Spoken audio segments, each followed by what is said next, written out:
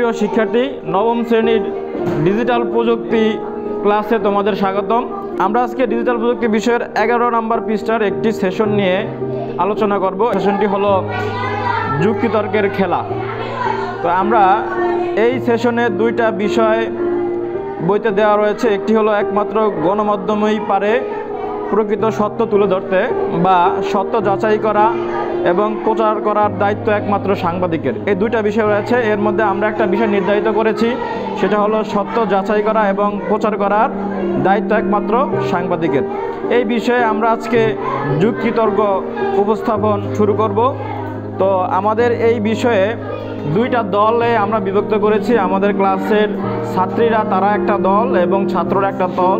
টসের মাধ্যমে আমরা নির্ধারণ করেছি যে কোন দল পক্ষে এবং কোন দল বিপক্ষে। তো টসটা আমরা এর আগে করে নিয়েছি। শুরুতেই আমরা আজকের যেই আলোচ্য বিষয় সত্য যাচাই করা এবং প্রচার করার দায়িত্ব একমাত্র সাংবাদিকের, এর পক্ষে অবস্থান করছে আমাদের ছাত্রীরা এবং ছাত্রীদের দল থেকে প্রথমে যুক্তিতর্ক উপস্থাপন করার জন্য মঞ্চে আহ্বান করছি তানহা জাফরিনকে। মাননীয় বিচারক মণ্ডলী, উপস্থিত অতিথিবৃন্দ এবং আমার বিপরীত দলের বন্ধুদেরকে জানাই আন্তরিক শুভেচ্ছা এবং সালাম। আসসালামু আলাইকুম। আমাকে কথা বলার সুযোগ করে দেওয়ার জন্য আপনাদেরকে ধন্যবাদ জানাচ্ছি। আমাদের আজকের বিষয়টি হচ্ছে সত্য যাচাই করা এবং প্রচার করার দায়িত্ব একমাত্র সাংবাদিকদের। আমি এবং আমার দলের বেশ কিছু তথ্য প্রমাণের সাহায্যে এই বিষয়টির পক্ষে ধীর অবস্থা তুলে ধরছি। সত্য যাচাই করা এবং তারপর তা প্রচার করার দায়িত্ব সাংবাদিকদের। সাংবাদিকরা যখন তথ্য সংগ্রহ করে এবং তারপর প্রথম দায়িত্ব হচ্ছে তা সত্য বা যাচাইযোগ্য হবে কিনা তা নিশ্চিত করা। এটি তাদের পাঠকদের দিকে ভ্রমণ করে নিশ্চিত করতে হয় যে তথ্যটি যথাযথ নির্ভুল কিনা। জানার ইচ্ছা মানুষের সহজাত প্রবৃত্তি। এই সহজাত প্রবৃত্তি পূরণে গণমাধ্যমগুলো কাজ করছে। এর সাথে যুক্ত কর্মীরা প্রতিনিয়ত মানুষের তথ্য জানার আগ্রহ গুরুত্ব দিয়ে তা সংগ্রহ করছে এবং প্রচার করছে। এই তথ্য জানা কাজটি সর্বক্ষেত্রে সহজ হয় না। অনেক সময় ক্ষমতাশীল রক্তচক্ষু অপেক্ষা করে তাকে তার সহজ কাজ করতে হয়। এই ক্ষেত্রে একজন সাংবাদিক তার অর্জনীয় জ্ঞান ও দক্ষতা কাজে লাগিয়ে সাধারণ মানুষের সামনে গ্রহণযোগ্য সংবাদ উপস্থাপন করে। অথচ এই কাজটি যদি সাংবাদিক ব্যতীত অন্য কেউ করত তাহলে যে কোনো ভুল হওয়ার সম্ভাবনা থাকতে পারত, বিবৃতি সৃষ্টি হওয়ার সম্ভাবনা থাকত, কারণ তারা সাংবাদিকদের মতো পেশাদার না।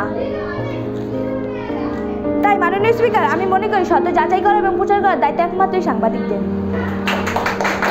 ধন্যবাদ পক্ষ দলের তানহা জাফরিনকে। সে অত্যন্ত সুন্দরভাবে তার বিষয় সম্পর্কে আলোকপাত করেছে। আমরা এই পর্যায়ে ছাত্র দল অর্থাৎ বিপক্ষ দলের পক্ষ থেকে যুক্তিতর্ক উপস্থাপন করার জন্য মঞ্চে আহ্বান করছি অমিত হাসানকে। বিচারক মণ্ডলী, উপস্থিত অতিথি সবাইকে আসসালামু আলাইকুম। ধন্যবাদ আমাকে কথা বলার সুযোগ করে দেওয়ার জন্য। আজকের বিতর্ক বিষয়টি হচ্ছে সত্যতা যাচাই করা এবং প্রচার করার দায়িত্ব একমাত্র সাংবাদিকের। আমি এবং আমার দল একটি বিষয়টির পক্ষে অবস্থান করছি। এটি বেশ কিছু তথ্য বিষয় ও প্রমাণের সাথে বিষয়টির পক্ষে আমরা জোরালো অবস্থান তুলে ধরেছি। সাংবাদিক ছাড়া কোনো সাধারণ মানুষ যদি কোনো সংবাদ প্রচার করে তাহলে সাংবাদিক দায়িত্ব সত্য যাচাই করে তা প্রচার করার সংবাদ যে কেউ প্রচার করতে পারে। এজন্য তার সাংবাদিক হওয়া কোনো বাধ্যবাধকতা নেই। একমাত্র সাংবাদিকরাই সংবাদ প্রচার করে এবং সাধারণ মানুষ বা পেশার মানুষ সবাই প্রচার করতে পারবে না, একটা ভুল ধারণা। সাংবাদিকদের পরিবেশিত সংবাদ সর্বদা সঠিক হয় তা কিন্তু নয়, তারাও ভুল সংবাদ প্রচার করে থাকেন। সত্য যাচাই করা এবং প্রচার করার দায়িত্ব একমাত্র সাংবাদিকের নয়, এই দায়িত্বটি সকল সমাজের তথ্য সচেতন শ্রেণীর মানুষের জন্য প্রযোজ্য। এই বলে আমি আমার সংক্ষিপ্ত বক্তব্য শেষ করলাম। আসসালামু আলাইকুম। ধন্যবাদ অমিত হাসানকে। সে অত্যন্ত সুন্দরভাবে তার বিষয় সম্পর্কে বক্তব্য উপস্থাপন করেছে। এ পর্যায়ে আমরা পক্ষ দলের শিক্ষার্থী সাবিয়া আক্তারকে মঞ্চে আহ্বান করছি তার বিষয়ের উপর বক্তব্য উপস্থাপন করার জন্য। মাননীয় বিচারক মণ্ডলী, উপস্থিত অতিথিবৃন্দ, আমার বিপক্ষ দলের বন্ধুদেরকে আন্তরিক শুভেচ্ছা ও সালাম। আসসালামু আলাইকুম। আমাকে কথা বলার সুযোগ করে দেওয়ার জন্য ধন্যবাদ জানাচ্ছি। আমাদের আজকের বিষয়টি হচ্ছে সত্য যাচাই করা এবং প্রচার করা দায়িত্ব একমাত্র সাংবাদিকের। সাংবাদিক সাংবাদিকদের কাজই হচ্ছে সত্য যাচাই করা ও তা প্রচার করা, কিন্তু অন্য পেশার মানুষের কাজ এটা নয়। যার যেটা কাজ সে যদি সেটা না করে অন্যের কাজ করতে যায় তাহলে সমাজে ভারসাম্য নষ্ট হয়। যেহেতু সাংবাদিকদের কাজ এটা, তাই তারা তাদের কাজের গতি ঠিক রাখতে তাদের পেশা সম্মানজনকভাবে টিকিয়ে রাখতে সত্য যাচাই করে প্রচার করে। তারা কখনো সত্যতা যাচাই না করেই সংবাদ প্রচার করে না। বিজ্ঞ বিচারক মণ্ডলী বিপক্ষ দলের প্রথম বক্তা বলে গেল, সাংবাদিকরা ভুল তথ্য পরিবেশন করেন এমন দু একটি ঘটনা ঘটলে তা কেবলই বিচ্ছিন্ন ঘটনা। তবে তিনি কি নিশ্চয়তা দিতে পারবেন যে সাধারণ মানুষ ভুল তথ্য প্রচার করে না? সাধারণ মানুষ বা সর্বস্তরের মানুষ যদি সত্য যাচাই করে তা প্রকাশ করত, তাহলে কুসংস্কার এবং গুজব এর মতো শব্দগুলো সমাজ থেকে হারিয়ে যেত।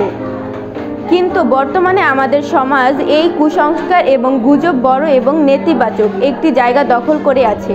এর একটি কারণ, আর তা হচ্ছে সত্য যাচাই না করা। একজন সাধারণ মানুষ চাইলেই কোনো তথ্যের সত্যতা যাচাই না করে প্রচার করতে পারেন, কিন্তু পেশার দায়িত্বের জায়গা থেকে একজন সাংবাদিক তা পারেন না। তাকে তথ্যের গভীরে যেতে হয়, বিভিন্ন দিক বিচার বিশ্লেষণ করে সেই তথ্য সংবাদ আকারে উপস্থাপন করতে হয়। তাই একমাত্র সাংবাদিকই পারেন সঠিক সংবাদ প্রচার করতে, যা অন্যদের পক্ষে সম্ভব হয় না। ধন্যবাদ সবাইকে। ধন্যবাদ পক্ষ দলের সাবিহা আক্তারকে। সে অত্যন্ত সাবলীলভাবে তার বক্তব্যটি আমাদের মাঝে উপস্থাপন করেছে। আমরা এ পর্যায়ে বিপক্ষ দলের কাছে চলে যাচ্ছি। এ পর্যায়ে মঞ্চে আহ্বান করছি বিপক্ষ দলের দ্বিতীয় বক্তা রাব্বি হাসান মেহেদীকে। রাব্বি হাসান মেহেদী। বিচারক মণ্ডলী এবং উপস্থিত অতিথিবৃন্দ সবাইকে জানাচ্ছি আসসালামু আলাইকুম। ধন্যবাদ আমাকে এখানে কথা বলার সুযোগ দেওয়ার জন্য। আজকে বিতর্ক প্রতিযোগিতা হচ্ছে সত্যতা যাচাইতে একমাত্র সাংবাদিকের দায়িত্ব। এর বিপক্ষে আমরা অবস্থান করেছি। আমরা বেশ কিছু তথ্য বিশ্লেষণ করে প্রমাণের সাথে বিষয়টি বিপক্ষে জোরালো অবস্থা তুলে ধরেছি। মাননীয় সভাপতি, আপনার পকেটে একটি মোবাইল ফোন রয়েছে, এর অর্থ আপনিও কিন্তু সাংবাদিক দায়িত্ব পালন করতে পারেন। আমি পেশাদার সাংবাদিকের কথা বোঝাতে চাচ্ছি না। সংবাদ যে কেউ প্রচার করে সাংবাদিক দায়িত্ব পালন করতে পারে। আমার বিপক্ষে বন্ধুরা বলে গেছেন যে সাধারণ মানুষ গুজব ছড়ায়। এর ক্ষেত্রে কিন্তু অনলাইনে একটি আইন প্রচার করা হয়েছে। কেউ যদি গুজব ছড়ায় তার জন্য কঠিন শাস্তির ব্যবস্থা রয়েছে। কঠিন শাস্তির ভয়ে কেউ কিন্তু গুজব ছড়ানো থেকে বিরত থাকে। মনে করি একটা দুর্ঘটনা হয়েছে, সেই দুর্ঘটনায় সাংবাদিক উপস্থিতি নেই, তখন সাধারণ মানুষ তাদের মোবাইল ফোন বের করে ভিডিও বা তথ্য সংরক্ষণ করছে। পরবর্তীতে সাংবাদিক এসে সাধারণ মানুষ থেকে তথ্য গ্রহণ করে তারা সংবাদ প্রচার করছে। এই ক্ষেত্রে কিন্তু সাংবাদিক থেকে সাধারণ মানুষের ভূমিকা বেশি। তাই আমি মনে করি সত্য যাচাই করা এবং প্রচার করার দায়িত্ব একমাত্র সাংবাদিকের দায়িত্ব নয়। ধন্যবাদ। ধন্যবাদ বিপক্ষ দলের দ্বিতীয় বক্তা রাব্বি হাসান মেহেদীকে। আসলে সে একটু নার্ভাস হয়ে গিয়েছিল, তারপরও সে যেই তথ্যগুলো উপস্থাপন করেছে সেগুলো অনেক যুক্তিসঙ্গত ছিল। আমি আশা করছি এই তথ্যগুলো যুক্তি খণ্ডন করবে আমাদের পক্ষ দলের ছাত্রীরা। তো এই পর্যায়ে পক্ষ দল থেকে সর্বশেষ বিতার্কিক অর্থাৎ দলনেতাকে আমি মঞ্চে আহ্বান করছি আকৃতিরক্ষিত স্মৃতি তার বিষয় সম্পর্কে সমাপনী বক্তব্য উপস্থাপন করবে। ধন্যবাদ। মাননীয় বিচারক মণ্ডলী, নমস্কার। ধন্যবাদ জানাচ্ছি বিচারক মণ্ডলীকে এবং আমার দলের সকল সদস্যদের। আজকের বিষয়টি হচ্ছে সত্য যাচাই করা এবং প্রচার করার দায়িত্ব একমাত্র সাংবাদিকের। ইতিমধ্যে আমার দলের দ্বিতীয় বক্তা উত্থাপিত বিষয়টির পক্ষে তার শক্তিশালী মতামত তুলে ধরেছেন। আমি কিছু উদাহরণ প্রয়োগ করার মধ্য দিয়ে বিষয়টির প্রতি আমাদের সমর্থন আরও জোরালো করার চেষ্টা করছি। ডাক্তারদের দায়িত্ব চিকিৎসা করা, দর্জির দায়িত্ব পোশাক তৈরি করা, আর মাঝির দায়িত্ব নৌকা চালানো, জেলের দায়িত্ব মাছ ধরা। ঠিক তেমনি সাংবাদিকের দায়িত্ব সত্য যাচাই করা এবং প্রচার করা।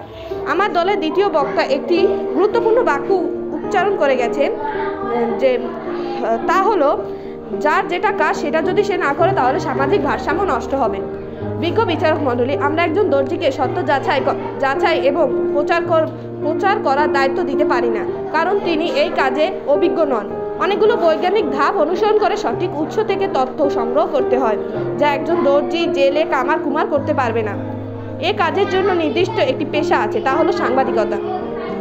আমরা শুধু পেশাগত দায়িত্ব দিকে না তাকিয়ে সাংবাদিকতার মূল্যবোধের দিকে ও আলোকপাত করতে পারি। সাংবাদিকদের বলা হয়ে থাকে সমাজের দর্পণ, অর্থাৎ তাদের চোখে আমরা সমাজ দেখি। আর এই জন্য সাংবাদিকরা প্রতিবার মূল্যবোধ ধারণ করে, যেমন অসত্য বা বিকৃত তথ্য প্রচার না করা। একজন সাধারণ মানুষ যখন সংবাদ প্রচার করে তিনি এসব মূল্যবোধের প্রতি পরোয়া না করে মন গড়া সংবাদ পরিবেশন করেন, যা সাংবাদিকের জন্য ক্ষতিকর হবে। অতএব বিজ্ঞ বিচারক মণ্ডলীর প্রতি আমার জোরালো দাবি, উপযুক্ত যুক্তিগুলো বিবেচনা করে উত্থাপিত বিষয়টির পক্ষদলকে বিজয়ী ঘোষণা করবেন। ধন্যবাদ সবাইকে। ধন্যবাদ আকৃতি রক্ষিত স্মৃতিকে, সে দলনেতা হিসাবে অত্যন্ত সুন্দর বক্তব্য উপস্থাপন করেছে। এ পর্যায়ে আমরা বিপক্ষ দলের কাছে চলে যাচ্ছি। বিপক্ষ দলের সর্বশেষ বক্তা অর্থাৎ দলনেতা আজওয়াদ আল রিজওয়ান তার বিষয় সম্পর্কে তথ্যচিত্র উপস্থাপন করবে। ধন্যবাদ। বিজ্ঞ বিচারক মণ্ডলী ও উপস্থিত অতিথিবৃন্দু, সবাইকে আসসালামু আলাইকুম। ধন্যবাদ আমাকে কথা বলার সুযোগ করে দেওয়ার জন্য। বিতর্ক চলছে, আর বিতর্কর বিষয় হচ্ছে সত্যতা যাচাই করা ও প্রচার করার দায়িত্ব একমাত্র সাংবাদিকের কাছে। আমি এবং আমার দল এই বিষয়টির বিপক্ষে অবস্থান করছি। আমি বেশ কিছু তথ্য বিশ্লেষণ ও প্রমাণের সাথে বিষয়টির বিপক্ষে আমার জোরালো বক্তব্য তুলে ধরছি। মাননীয় স্পিকার, আমাদের দলের দ্বিতীয় বক্তা একটা প্রশ্ন রেখে গিয়েছিল। যে প্রশ্নটি হচ্ছে, যদি কোথাও কোনো সড়ক দুর্ঘটনা হয় তখন সেখানে সাংবাদিক যদি না থাকে তাহলে এমতো অবস্থায় এই সংবাদকে প্রচার করবে। মাননীয় স্পিকার, দুঃখের বিষয় এটা যে আমাদের বিপক্ষ দলের বক্তারা এই প্রশ্নের উত্তর না দিয়ে তাদের স্থান দখল করেছেন। মাননীয় স্পিকার, প্রতিপক্ষ দলের বক্তারা একটা কথাই বারবার বলছেন, আর সেই কথাটি হচ্ছে সত্যতা যাচাই করা। মাননীয় স্পিকার, সত্যতা যাচাই কি শুধু সাংবাদিকরাই করেন? মাননীয় স্পিকার, পুলিশরা কি সত্যতা যাচাই করেন না? সিআইডির কাজ কি তাহলে? সত্য যাচাই না করেই কি আদালতে বিচার সম্পূর্ণ করা হয়? মাননীয় স্পিকার, আমাদের পক্ষ দলের দ্বিতীয় বক্তা একটা কথা বলেছিলেন, সেই কথাটি হচ্ছে, যার যে কাজ সে না করলে মানব সভ্যতার ভারসাম্য নষ্ট হয়। মাননীয় স্পিকার, আমার প্রশ্ন, শিক্ষকের কাজ হচ্ছে শিক্ষা দেওয়া, তাহলে আমাদের মা বাবা ভাই বোন তারা কি আমাদেরকে শিক্ষা দেন না?